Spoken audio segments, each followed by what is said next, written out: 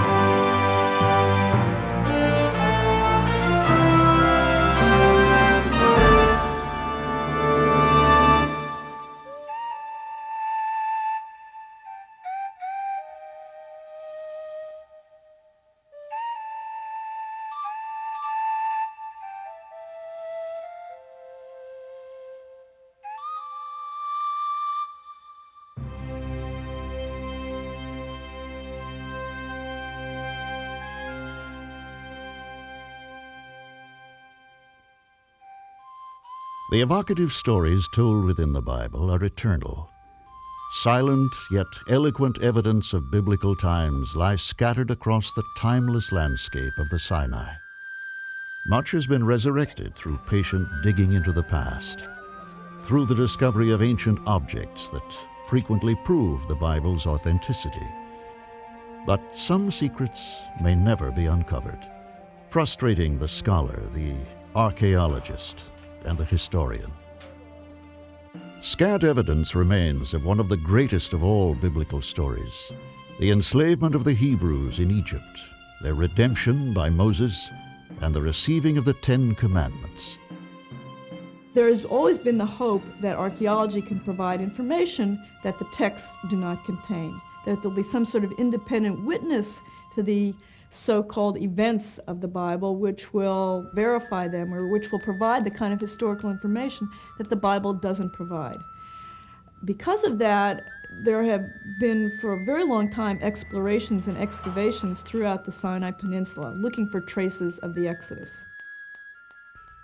Most scholars do agree on one thing. The Exodus took place during Egypt's 18th dynasty, fully 13 centuries before Christ, when the pharaoh Ramesses II was on the throne. Ramses was the last of the great pharaohs of the Egyptian New Kingdom and was involved in a great many monumental building projects for which we know the Egyptians imported many slaves, and to find slaves from Palestine or Canaan among them would not in itself be surprising. Not content with the enslavement of the Hebrews and fearful of their increasing numbers, Pharaoh issues an edict condemning all their newly born male children to death. It was then, the Bible tells us, that a Hebrew child was born to lowly slave parents. To spare him from Pharaoh's decree, the baby is set adrift in a basket on the river Nile.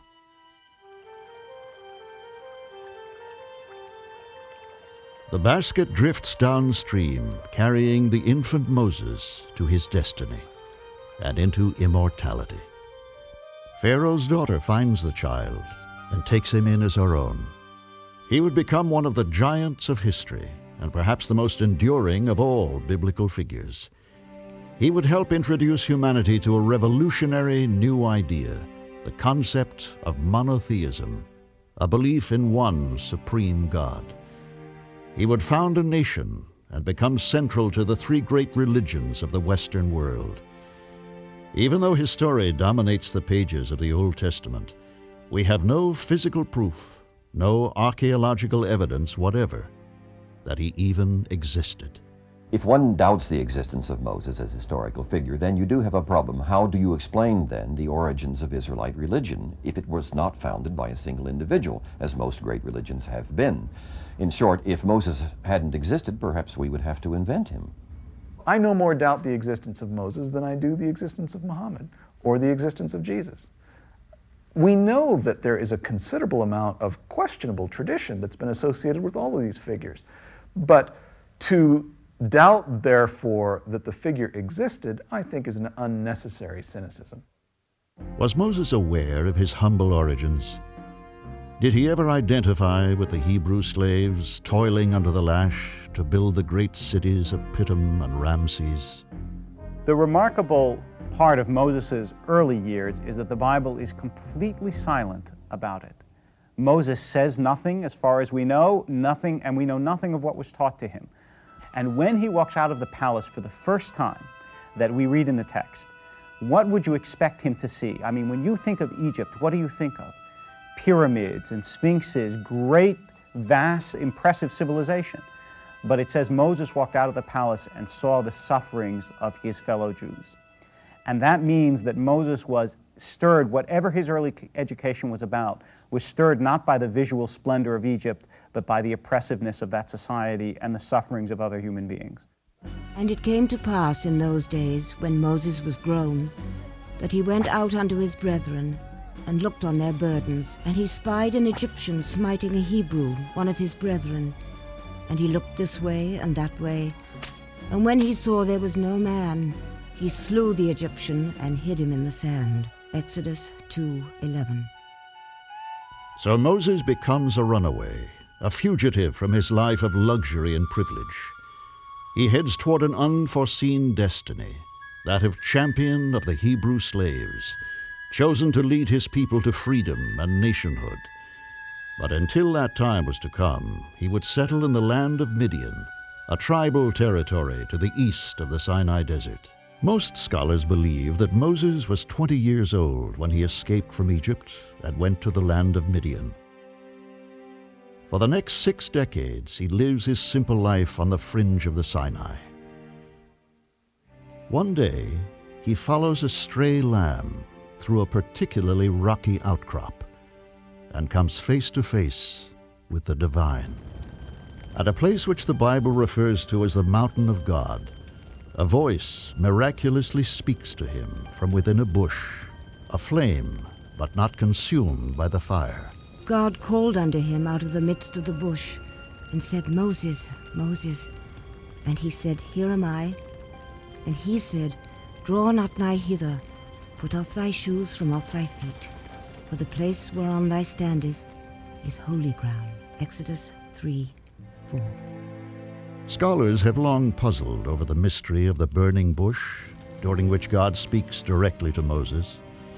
He tells him that he has chosen him to lead his people from slavery to redemption, to a promised land flowing with milk and honey. You can try to explain the story of Moses encountering the burning bush in naturalistic fashion, as if it's a dry area. The bush had turned bright colors because of the season of the year, or it was so dry it had sort of had self-combustion. I mean, all that's possible. But I think unlikely. It's a sign of the presence of God, what scholars call a theophany. And it shows Moses being accosted by God and given a commission. So God commands Moses to undertake a daunting and seemingly impossible task, the freeing of his people from Egyptian bondage. But Moses is unsure of his suitability for the mission. He has suffered from a speech impediment since childhood. He now uses this as an excuse. O my Lord, I am not eloquent, neither heretofore, nor since thou hast spoken unto thy servant, but I am slow of speech and of a slow tongue. Exodus 4:10. When he was very young, the Pharaoh worried about this child and whether he would grow up to be a usurper of his throne.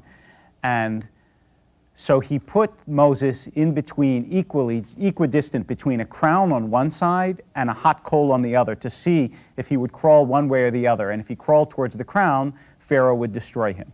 Like any child, Moses was drawn to the sparkles in the crown, and he began to crawl that way when the rabbis say an angel pushed him in the other direction, and he touched the coal, which burned his hand. He immediately transferred his hand to his mouth to cool it off, and burned his tongue, which is why later on in the Bible, Moses is spoken of as having a speech impediment.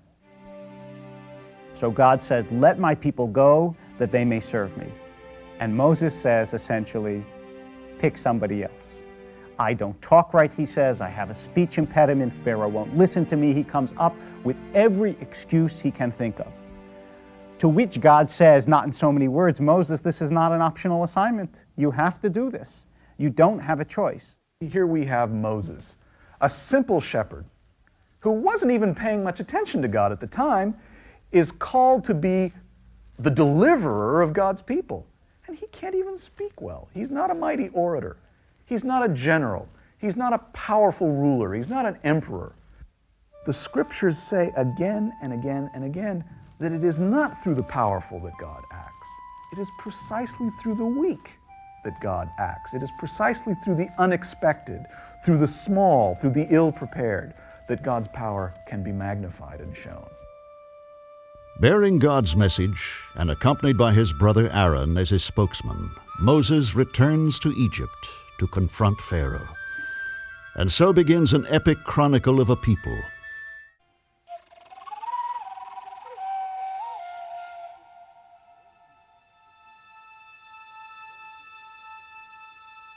"40 years after fleeing from Egypt, Moses has crossed the desert on his mission from God to redeem his people. Accompanied by his brother Aaron, he confronts Pharaoh and urges him to let the Hebrew slaves go. To convince him that they have been sent by a God mightier than the gods of Egypt, they display a supernatural feat. And Moses and Aaron went in unto Pharaoh, and they did as the Lord had commanded. And Aaron cast down his rod before Pharaoh and before his servants, and it became a serpent." Exodus 7:10. Not to be outdone, the Egyptian priests counteract with a trick of their own. They too turn their staffs into serpents. But in a strikingly symbolic act, they are quickly swallowed by the serpent of Moses. The Bible wants to make it out that the God of Israel and his prophets are more powerful than any of the magic of Egypt, and wants to make the point that Egypt is a country steeped in magic, but that magic is false religion, and the only real religion is monotheism. So what it does is it takes the very staff, which in a certain way is the symbol of Egyptian magic, the staff which is really the magic wand, places it in Moses' hand and uses it as a symbol of God's overcoming the Egyptian religion and the power that it supposedly had, and showing that ultimately it was all a fraud. Fraudulent and exploitative though it may have been, Pharaoh's power over the people is nevertheless real. He refuses to set the slaves free. And so another mystery of the Bible is introduced into the story: the wrath of God that brings down the first of the 10 plagues. "Thus saith the Lord, in this shalt thou know that I am the Lord. Behold, I will smite with the rod that is in mine hand upon the waters which are in the river, and they shall be turned to blood.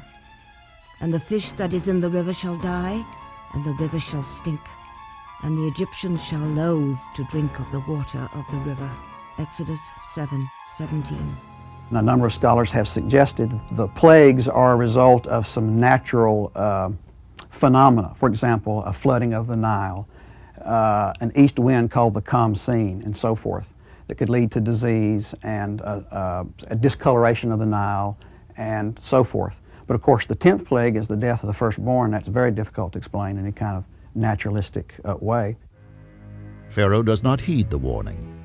Time and again he refuses to free the slaves, and time and again God rains terror and plague upon him and his people. Water turned into blood, followed by frogs, lice, flies, cattle disease, boils, hailstones and fire, locusts, then darkness. Always agreeing to set the Hebrews free, and always renouncing his promise, Pharaoh's heart remains hardened. It is only in the 10th and final plague, when all the firstborn of the Egyptians are struck down in death, that Pharaoh relents. Miraculously, the Israelites are spared this terrible tragedy by obeying God's commandment to paint the doorposts of their houses with the blood of a sacrificial lamb. And the blood shall be to you for a token upon the houses where you are. And when I see the blood, I will pass over you, and the plague shall not be upon you, to destroy you when I smite the land of Egypt. Exodus 12:13. Tens of thousands of Egyptian firstborn perish that night, including Pharaoh's own son. So finally Pharaoh agrees to let the Hebrews go. Some scholars believe he had not been fully convinced of God's power until then, because each of the previous 9 disasters had occurred naturally at some time during Egypt's long history. Could there have been a rational explanation for the plagues? It is not the business of archaeology to prove that miracles could have taken place or did take place. We always have to remember the theology behind the stories. The writers are trying to make a point. God is the God over nature, and therefore miracles can happen. We moderns may or may not believe that, but it's clear that the ancients did believe it. For Jews throughout the world, the miracle of the plagues, the sparing of the Hebrew firstborn, redemption from slavery, and eventual deliverance to the Promised Land has been celebrated at the Passover meal every year for the past 33 centuries. Unleavened bread is eaten for 7 days, symbolizing the frugal and hurried meal the people prepared before their departure from Egypt. And the children of Israel journeyed from Ramses to Sukkot, about 600,000 on foot that were men, beside children, and a mixed multitude went up also with them, and flocks and herds, and very much cattle. Exodus 12:37. The Bible tells us that 600,000 male adult slaves, plus their families, and a throng of non-Hebrew slaves left Egypt. But that number has long been debated by historians. The Hebrew word for 1,000 is the word Eleph, and it is also used in the Old Testament or the Hebrew Bible on occasion for a tent group or clan. And so some folks have surmised that the word 600,000 Elephim would be actually 600 tent groups or clans, or like companies of soldiers, since the reference is to adult males. And that would mean then that we're dealing with a much lower number of people. However many there were, progress would have been slow, perhaps no more than 5 or 6 miles a day. Within a week, the caravan reaches a forbidding frontier, a seemingly impassable body of water. It would be the site of yet another miracle. And Moses stretched out his hand over the sea, and the Lord caused the sea to go back by a strong east wind all that night, and made the sea dry land, and the waters were divided. Exodus 14:21. But where did the miraculous parting of the waters happen? Today, scholars doubt whether it took place in any of the seas around Egypt.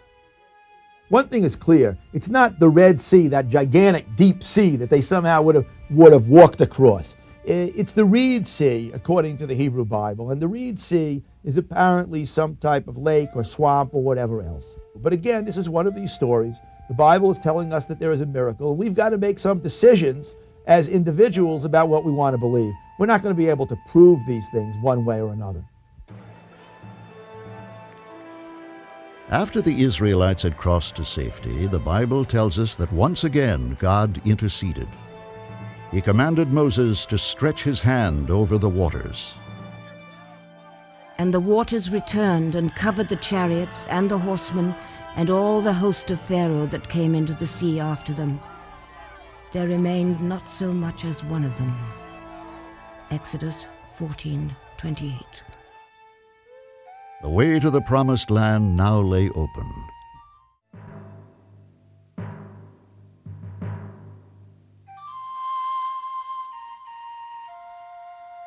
The Sinai, one of the most inhospitable regions on earth.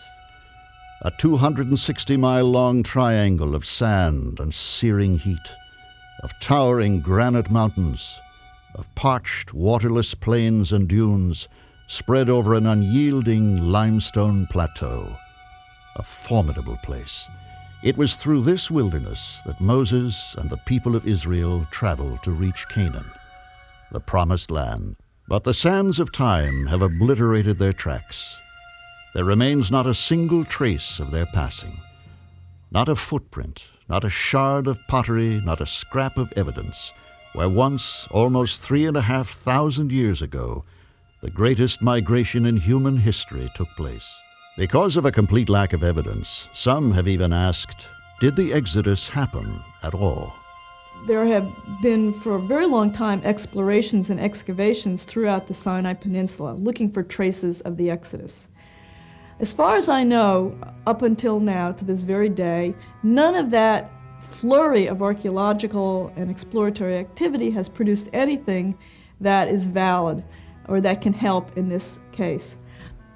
Any large group of hundreds of thousands, if that number is even possible in the Sinai, would have left garbage, broken pottery, and so forth. Archaeology can tell us nothing about a large community existing there, and for that reason, most folks think there never was a large community which existed there. It has become one of the most perplexing mysteries of the Bible. Perhaps the lack of clues is due to one enduring factor: the sheer immensity and emptiness of the Sinai. I don't think the mystery of Sinai and the Sinai stories in the Bible will ever be satisfactorily resolved. People in the desert leave very few traces for archaeologists to follow. We need to remember that these are stories. They were stories written by later Israelites to try to explain the reality that they knew of their deliverance from bondage and of their inheritance of the land of promise. I don't think we'll ever be able to confirm them historically or archaeologically, however. But which way did the Israelites head toward the Promised Land? The direct route, the shortest one, would have been the most dangerous.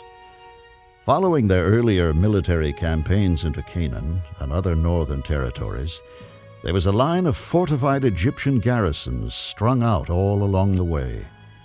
The next best course, across the central plateau, would have been the most difficult. Towering mountains and lack of water would have made it almost impassable. There was only one likely option: a long detour via the south. For they were departed from Rephidim, and were come to the desert of Sinai, and had pitched in the wilderness, and there Israel camped before the mount. Exodus 19:2. 3 months into their trek, the caravan arrived at one of the most important places mentioned anywhere in the Bible, Mount Sinai. We really don't know where that place is. There are many possibilities, a lot of speculation, but there's no way really to know where it was. One of the most likely candidates is Jebel Musa, Arabic for Mountain of Moses. Looming over the desert, the mountain is a striking contrast to its surroundings. A church on its summit marks the spot where Moses is believed to have received the 10 Commandments. Jebel Musa itself is a foreboding mountain. It's not a sand dune, but it's a rocky, craggy mountain. And it's in a very difficult section of the Sinai Peninsula. And you can feel like you're almost alone there. In fact, if you look around, you probably are alone.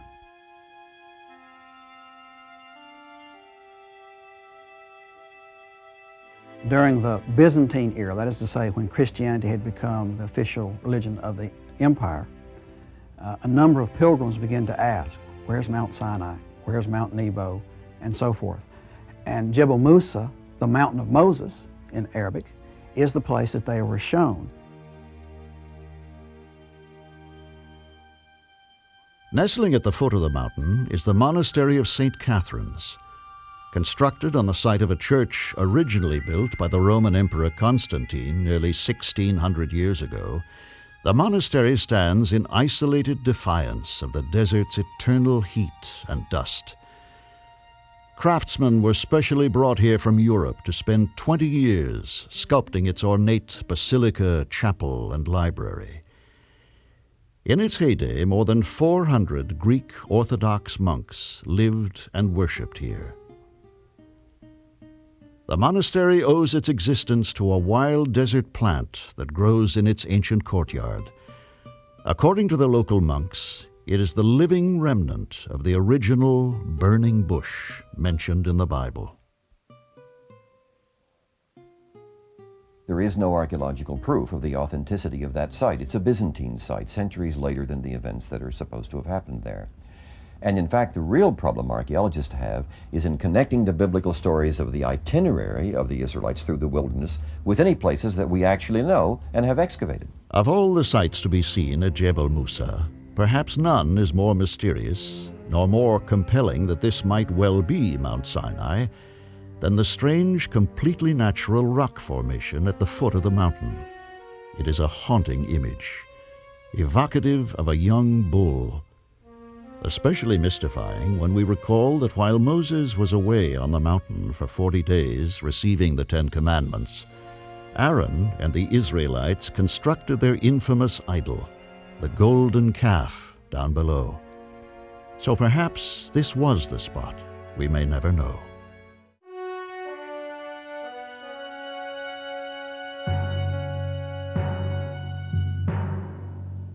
Somewhere in the barren desert of the Sinai, the God of Israel summons Moses to the top of a mountain and prepares to set his covenant with the people.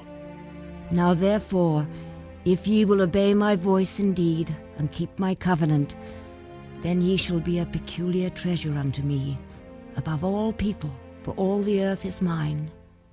And ye shall be unto me a kingdom of priests, and a holy nation. These are the words which thou shalt speak unto the children of Israel. Exodus 19:5. If they will accept his commandments, a binding agreement will exist between God and Israel. They will become his chosen people, entrusted with the task of preserving his laws and of making them known to the rest of the world. And so, on the 3rd day of the 3rd month, to the sound of heavenly trumpeting and a cataclysm of fire, smoke, and earthquake, the covenant is sealed. The 10 Commandments, divinely written by the finger of God, are given to Moses. 10 simple laws containing some of the most profound and revolutionary ideas in human history. They speak of mercy, of justice and temperance, and proclaim monotheism, the existence of only one God, forever severing the Hebrews from the pagan religions that were practiced up to that time. But were they unique? Were they the first of a kind? There are a number of ancient law codes, the most famous of which is called the Code of Hammurabi, which predate the biblical law code and which have similar laws. What they don't have is that theoretical idea that ties all the commandments together, the idea that every human being is divine, irreplaceable, invaluable, and therefore how you treat every individual matters. In Hammurabi's code, for example, there are different penalties for killing somebody who's rich and killing somebody who's poor. In the Bible, a human life is a human life because every human face is stamped with the image of God. But the 10 Commandments do seem to give us an overview of some of the main concerns of Hebrew law. There are the concerns for family sanctity, for example, of preserving the family structure. Economically, the family was an extremely important building block of ancient Israelite society. Your economic well-being depended on the integrity of the family, of passing down from generation to generation the economic life of your family and therefore of your tribe. And what the 10 Commandments say is that therefore, how human beings treat one another is of interest to God. And that's what's different from the 10 Commandments and all previous laws. That is, God doesn't just care how we act towards God. God isn't just a God who pays attention to sacrifices and prayer. God cares if I lie to you, to another human being, and that's what makes it unique. Many scholars have long puzzled over the commandment that strictly forbids the making of graven images. That's a very interesting mystery about the God of the Bible. Why are they never allowed to portray this God in any way? No pictures, no statues, no images. It's a very interesting element of the religion of the Bible, and it serves to clearly differentiate them from the surrounding religions, particularly of the Canaanites. The famous Canaanite god Baal, after all, was frequently portrayed in a statue form. We have some of the statues of Baal that have been discovered by archaeologists. Baal was often depicted in the form of a bull, a symbol used by pagan worshippers throughout the Middle and Near East since ancient times. It would soon play a featured role in the drama at Mount Sinai.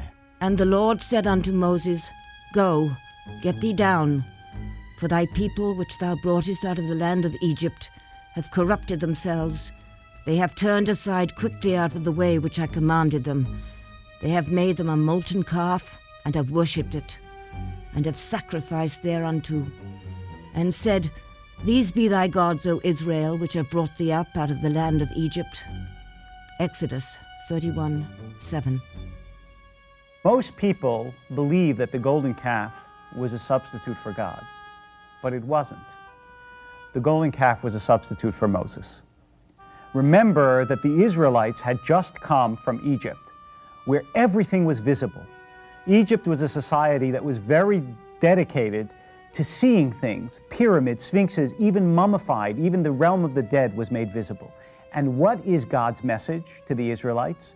That the visible is not the realist part of the world. The realist part of the world is the invisible, the intangible. God is the most real thing, and God is that which you can't see. Now, to this people who is used to seeing things, that's a very hard message. But as long as they had Moses there, they could see Moses was the one who speaks to God. So even though we can't see God, at least we can see Moses. Suddenly, Moses disappears up the mountain. Now, the Israelites aren't stupid. They know that the golden calf didn't take them out of Egypt, right? They know that. After all, the golden calf didn't exist 5 minutes ago. But they need a visible symbol of God. They can't get along without that symbol. They're too trained to see things. So they build a symbol of God in the absence of Moses, because they haven't learned yet that the key to worshiping God is to see the reality of the mysterious, of the intangible, of the invisible. The cult of animal worship and the story of the golden calf has led some archaeologists to believe that another site may be the true location of Mount Sinai.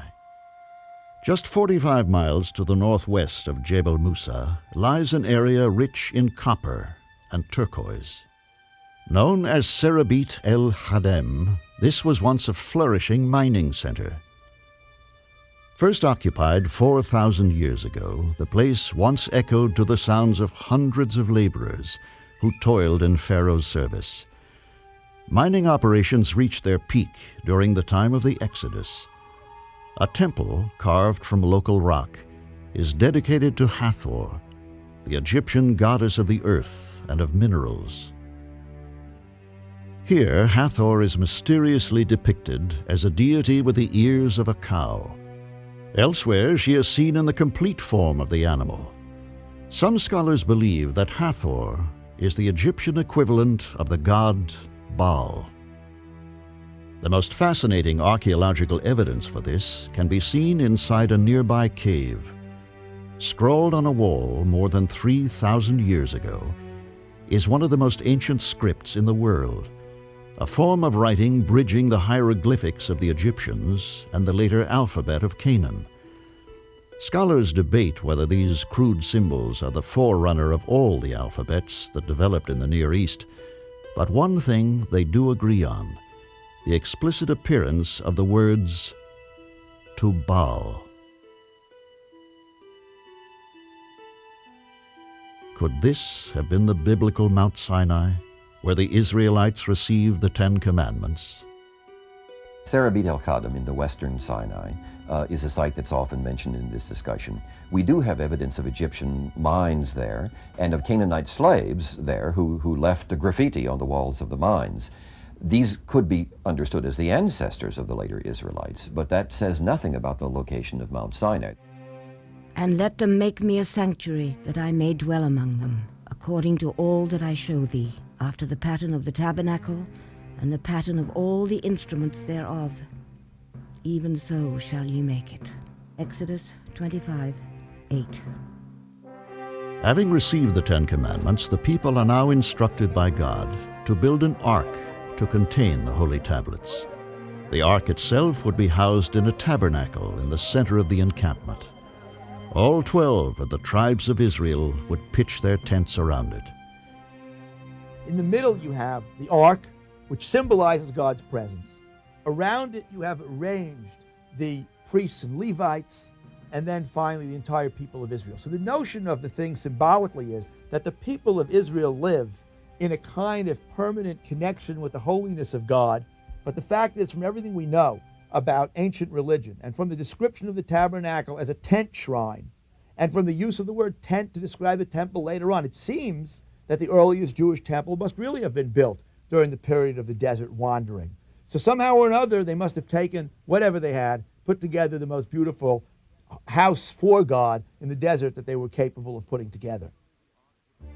Eventually, the ark would reach the Promised Land and become the focal point of Solomon's great temple in Jerusalem. It would remain there for the next 800 years. But here in the desert, the fate of the Hebrew slaves had been sealed. For having made and worshipped a golden calf, none of those present at Mount Sinai will ever live to see the land that flows with milk and honey. For another 4 decades, they will be condemned to wander through the wilderness.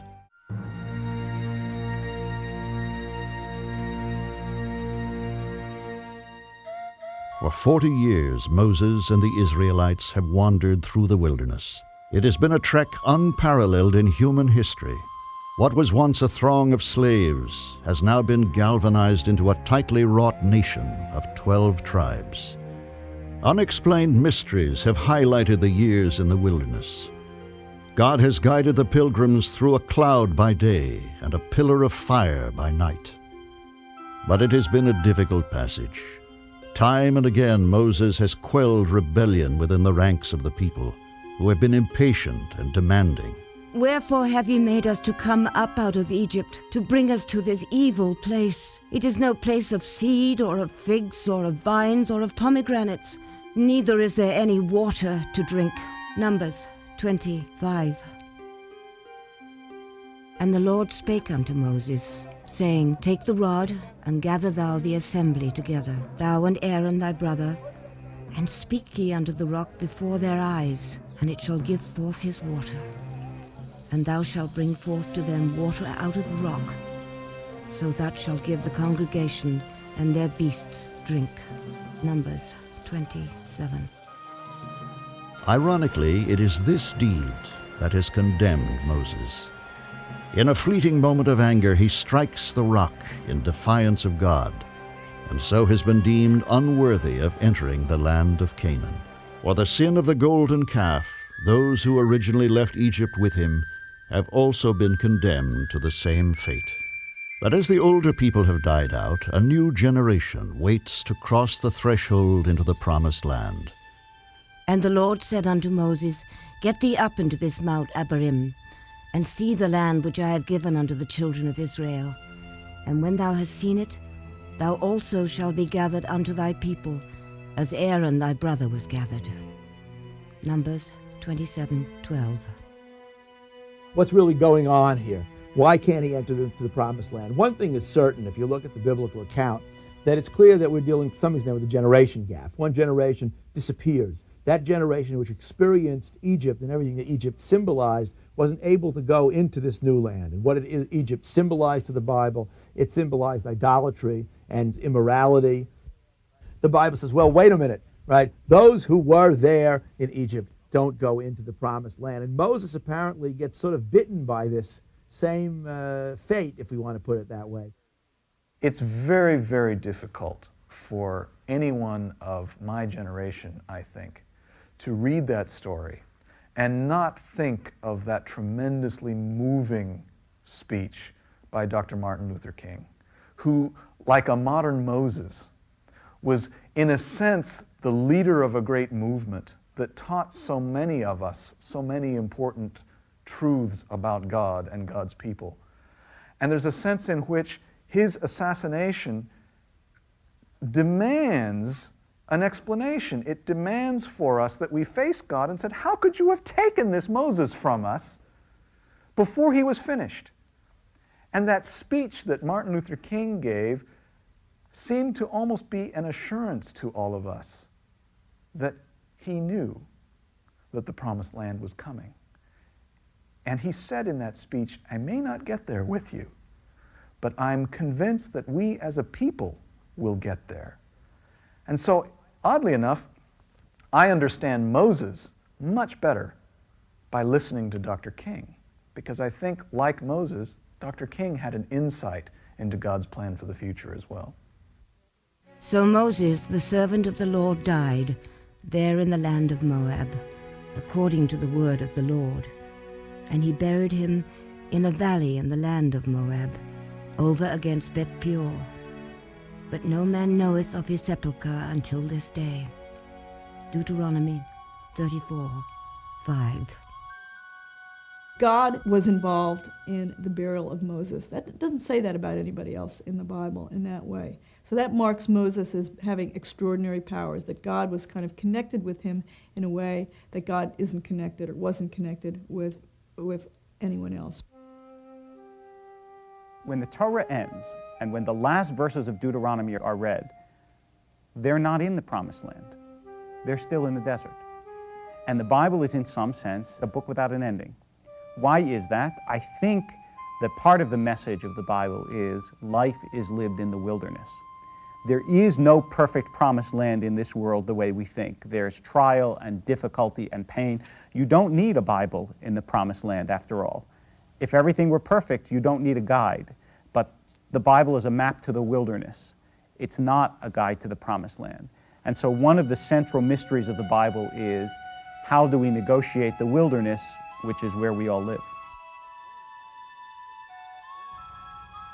The perennial value of the Exodus story is that God is against injustice and has called the people into fellowship and has given them a homeland and so forth. And those are things which transcend any one particular generation.